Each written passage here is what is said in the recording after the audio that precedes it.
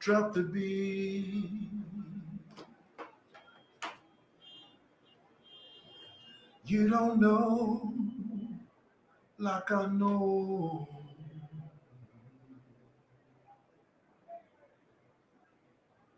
Drop the beat. Ooh, drop the beat. Um, um,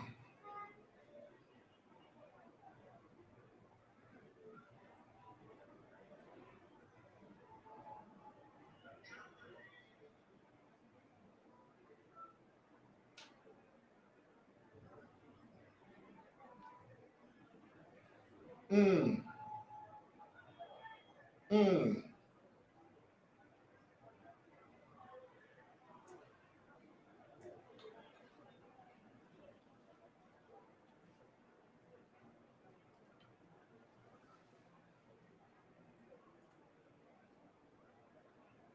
you don't know like I know.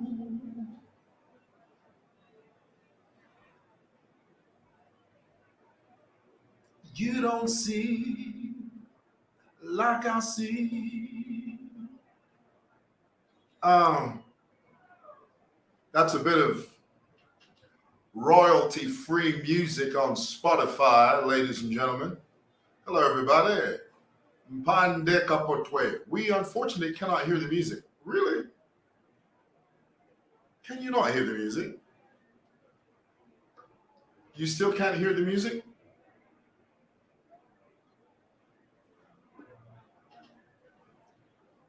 Hello, everybody.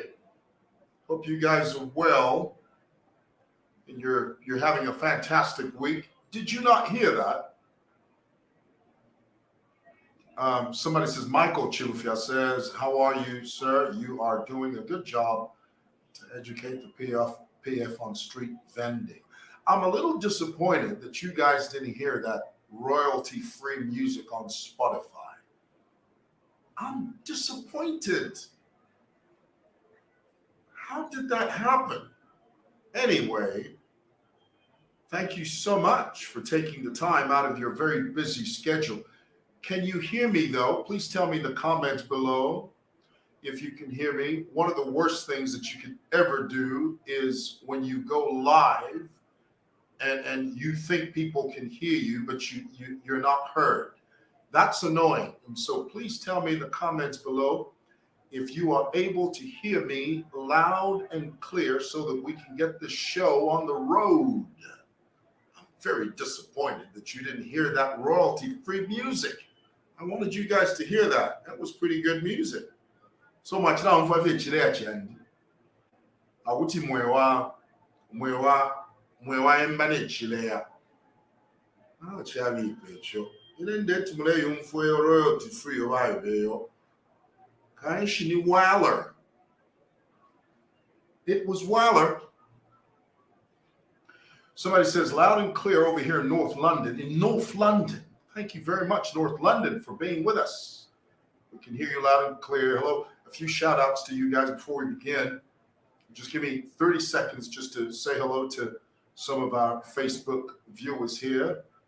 Sheila, period, is watching us from Nimvelaine. Sheila, period, says, you're loud and clear. Thank you, Hudson Chinongo. Hudson Chinongo, thank you so much for being with us. Guys, there's something I need to talk to you about that I think is very, very, very important that we talk about in very clear terms.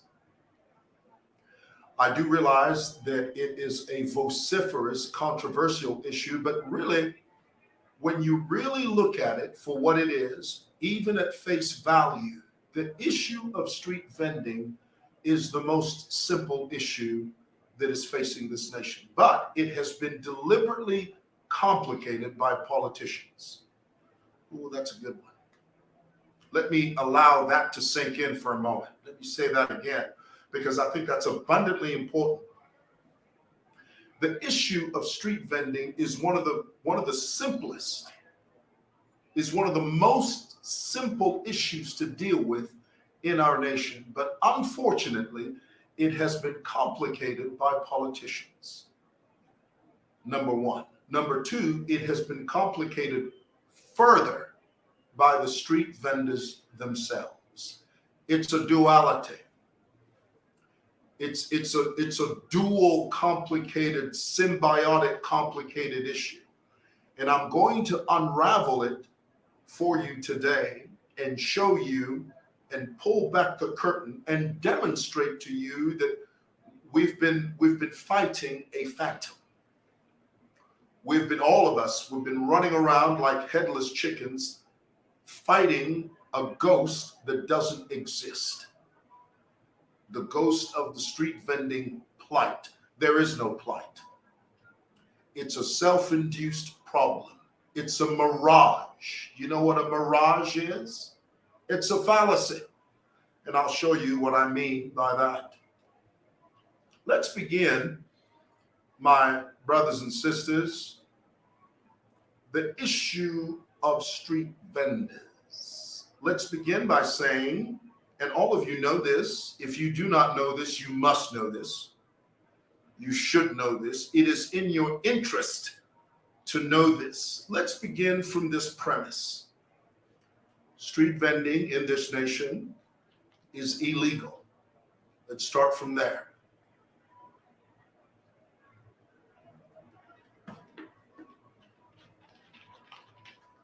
I need to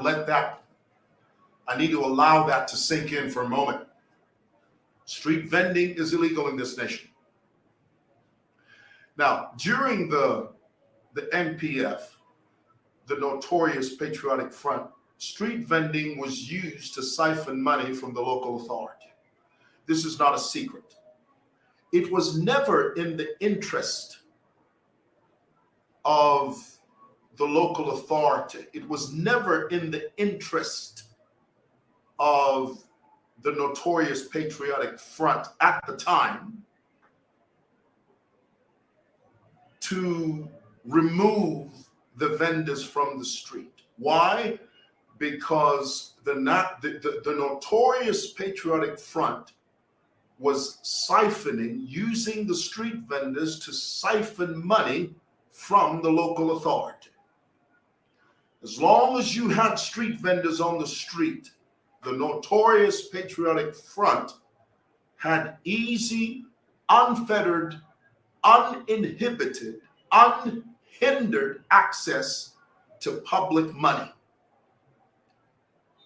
And it wasn't this little paltry 5 kwacha that the Lusaka City Council are charging the street vendors now.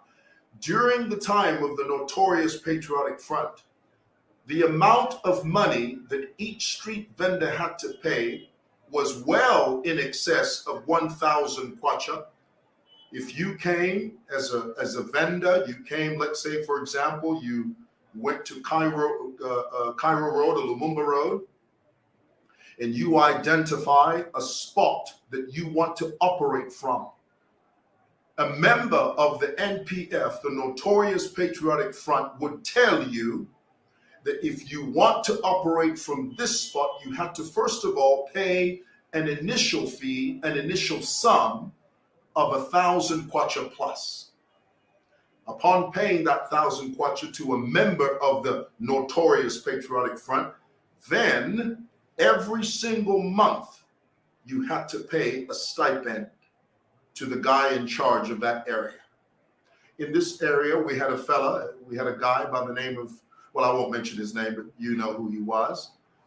And he had his minions that would go around making sure that every month they collected in excess of 100 kwacha every single month, 100 kwacha per day, every month.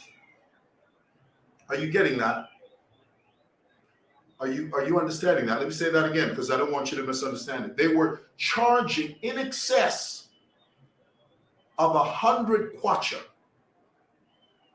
per day from each street vendor in town, because they had access to the street vendors. And they were using this as a tool of control. Are you getting what I'm telling you? And so during the time of the notorious Patriotic Front, street vending was a lucrative business for the NPF. Lucrative. It was uncountable. The amount of money that they would make from street vendors was uncountable. None of it was accounted for. And you must understand that when you're dealing with the issue of street vending, the street vendors themselves, many people don't realize this, but 95% of our street vendors already have stands in the markets. 95% of them. Now, you wouldn't know that if you only saw this at face value. But if you spend time with them the way I have over the last many years, when you get into their psyche, you know how they think, how they speak, how they operate.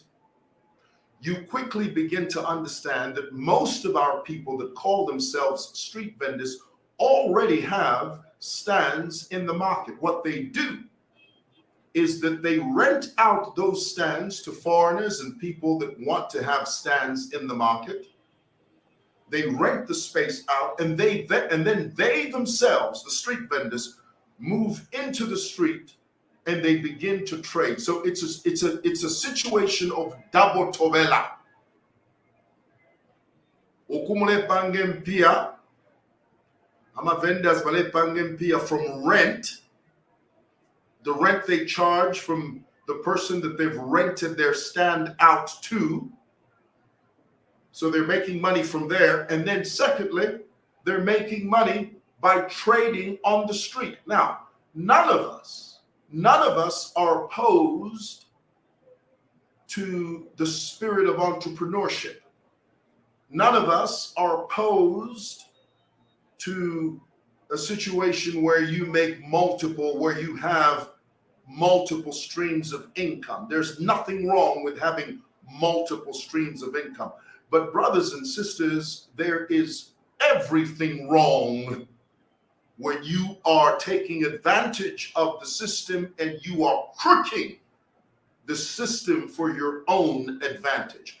That is where we take exception. That is what we take exception with. When you begin to take advantage of the situation, when you see the loopholes, and you take advantage of the loopholes to benefit yourself. So this balancing act between the politicians and the street vendors. On one hand, the street vendors have seen the loophole. The street vendors know that the issue of street vending is a very thorny political issue. And then on the other hand, the politicians have to be very careful how they deal or treat the street vendors. When really it's a smoke screen. There is only one solution for street vending, only one. And that is for our people to go back to the markets. When I was a kid, when I was growing up, and many of you remember this, we didn't have street vending. I remember as a 10, 11, 12-year-old boy, my mother, who's still alive today, she used to take me, my brother and I, that's the only market I ever knew as a kid, Kamwala. They had a huge, big market in there. My mom would drive us there. We would accompany her. We would sit in the car for 2 hours. And she would leave the windows open. We would sit there. She would go inside the market. She would buy all types of food in the market, dry goods, this, that, and the other. Bring it back to the car and we'd go home. That is the original design. That is the purpose of markets. Markets are designed to be used as markets. Dare I submit to you, my brothers and sisters, that streets, sidewalks, pavements, none of those things are designed for street vending. When you go to the planning department over there at Lusaka City Council, there is not one meeting in the planning department where you have all of these educated engineers that toil and sweat and labor over the functionality and the layout of the city as they plan this city. There's not one meeting where city planners say to themselves, okay, Irodi, Tukaipanga, we are going to pave this road. And when we pave it, gentlemen, we are going to bring street vendors here. It never happens that way. Never. Never. When the local authority sets out to build roads, to build filter lanes, they're doing it to service the city. The city must come first. The functionality of the city is paramount. But here it is, you've got a bunch of jokers, these politicians that run around here like headless chickens, talking about how, oh no, you can't disenfranchise street vendors. You can't disenfranchise our people. They're poor. And this is the only way that they have to make a living. This is how they feed their families. This is how they pay their school fees. This is how they put food on the table.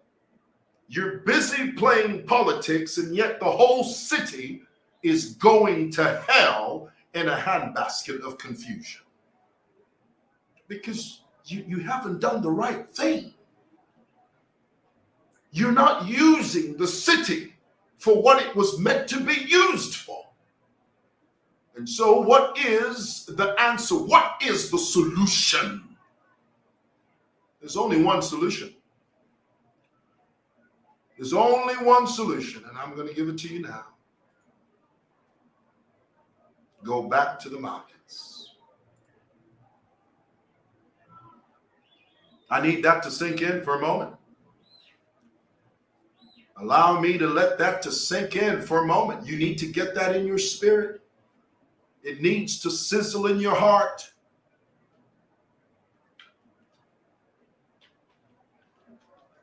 Why do you think these edifices, these gargantuan structures that we call markets, why do you think the government builds them? Do you know why the government builds markets? It's for our people to occupy. Are you hearing that? Are you hearing that? Markets are built, markets are designed, markets are put together, markets are assembled for our people to enter them and to use them. Markets are never designed for us to stand there and say, yeah, chi market yubukulwe. Yo kwena bali kupanga, bali kubumba. No. That's not why we build markets. And do not be deceived, my brothers and sisters. Do not be hoodwinked. Do not be bamboozled. Do not be led astray. Do not be led off the path of truth. It is a lie when you hear a street vendor say, "Malo mo market muri." It is a smoke screen. It is a fallacy. When you hear a street vendor say, there are no spaces available in the markets. That is a lie, and the truth is not in them. It's a convenient lie. Every market, and I can only speak for this beautiful city of Lusaka because this is where I was born, this is where I was raised.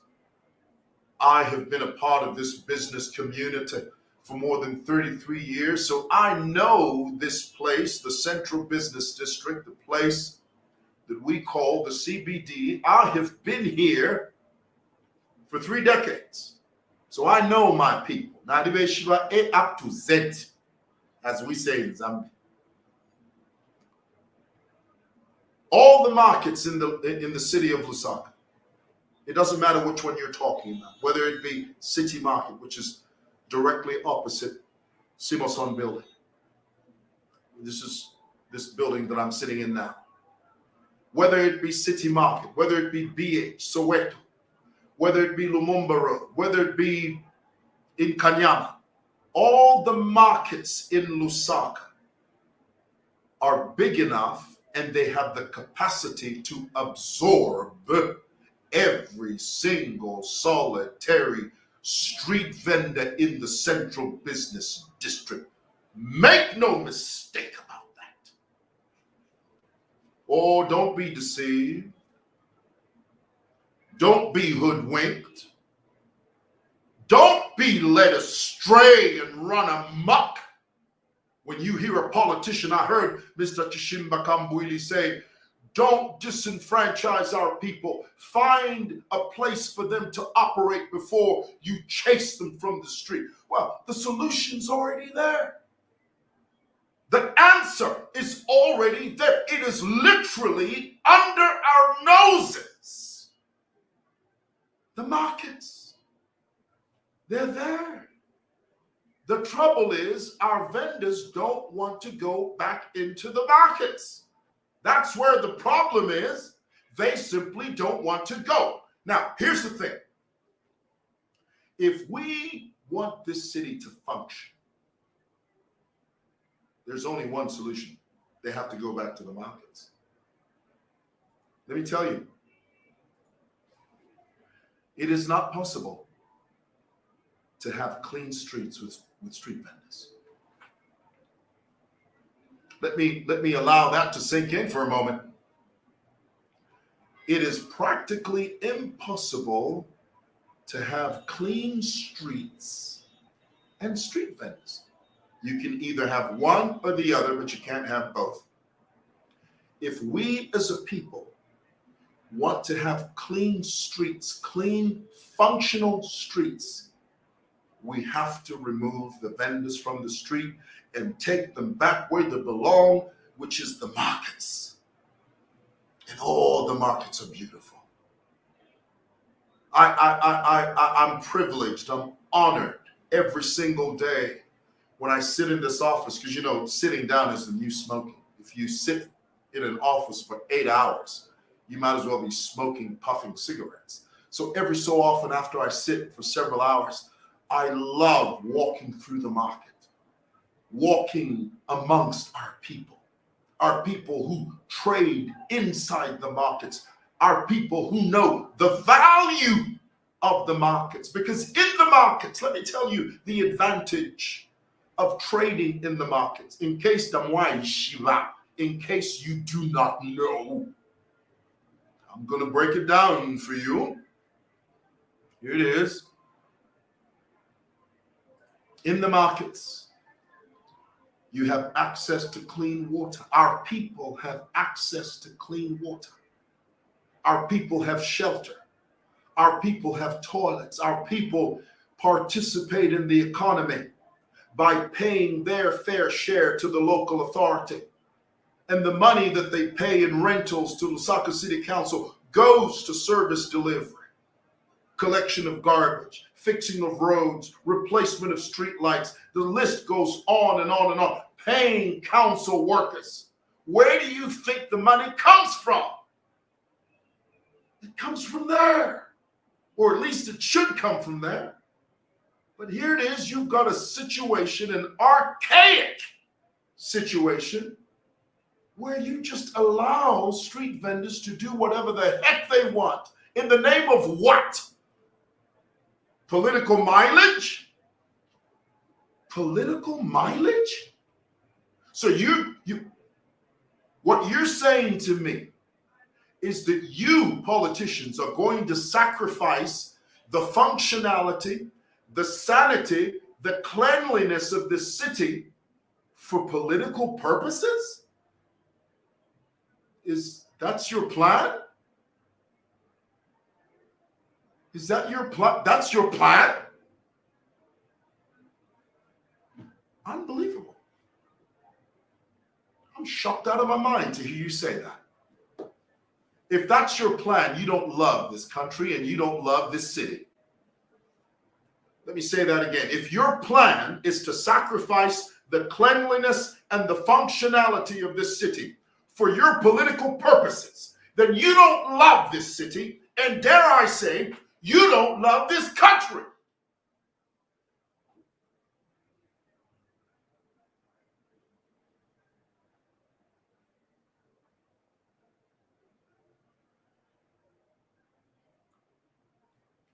What is the final solution?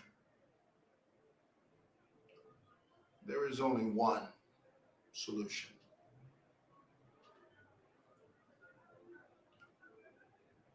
Go back to the markets. People don't use sidewalks anymore. In Zambia, we call them pavements. People don't use pavements anymore. You know why? Because all of our sidewalks, all of the pavements are occupied by street vending. So our people use the road. People now walk. You come to Lumumba Road. But I'm a bala. If you want, I'm a bala. All the bala operators walk on the road. They don't walk on the sidewalk. They walk on the road. What do you think that does to the flow of traffic? It inhibits the flow of traffic. That's what that does.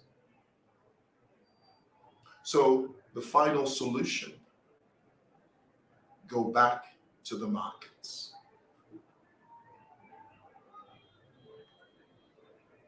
Okay?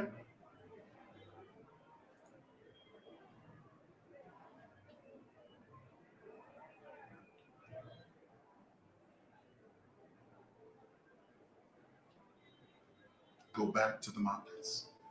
Join us. Join us as we highlight the benefits of trading in the markets. And I'd like to make a personal request, not a personal request, a personal appeal to the president, to the Minister of Local Government and Housing, to the Minister of Information and Media. If you want us to win this issue of street vending, speak to marketeers. Don't speak to street vendors. Don't. Speak to marketeers. Highlight the benefits of trading in the markets. Highlight the benefits of trading in the markets. Because anytime this issue of street vending pops up, all you ever hear and see is the media running to street vendors on the street. So if you buy me time for your number, chala abashad, mwalach tashad. Yo, if I'm a street stock of memo, and you have people to dinner, but it's Friday. Hey, if I'm allowed to time for you, and I'm about to time for your street, baka chimona, tukabavote, tukabafumia, paka puna. What are you doing? Media, all of you media houses, I encourage you, I implore you, nay, I compel you. Go and talk to marketeers. Talk to marketeers. Speak to the men and women that operate from within the confines of the market. Tell us your story. How long have you been trading in the markets? What are the benefits of trading in the markets? What is your message to your brothers and sisters that are operating illegally outside there on the street? I guarantee you, every marketeer, whether it be at BH, whether it be at City Market, whether it be at Soweto, wherever you talk to a legitimate market from within the markets, they will tell you, we implore, we encourage, we compel our brothers and sisters that are trading out on the street. Come, come, Come join us. Come, let us reason together. Come, let us trade together under the pavilion of the market. In the markets, we have shelter. In the markets, we have access to clean water. In the markets, we have access to toilets. Where do you think street vendors relieve themselves? Drainage. They urinate in the drainage system. Well, you think they just miraculously use a toilet somewhere? No, man. Where do you think the filth that you see when you come into town? Where do you think the filth that you see on the islands of Lumumba Road, where do you think that comes from? Well, you think it just falls from the sky? No, mate. It comes from street vendors. Street vendors are the #1 generators of filth in the city. Now, I know that that's not a very popular thing to say, but hey, I'm not running for office, so I can say these things. It's these politicians that run for office that have to pander, that have to appease the public. Here it is, when the UPND was running. Which political party do you know that goes around in an election year campaigning, and the street vendors ask a political party, when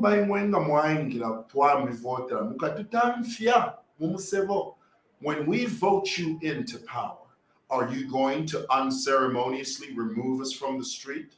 Which political party or political leader do you know that will stand in front of street vendors and say, Bane, if we no more to vote to kamitam fia,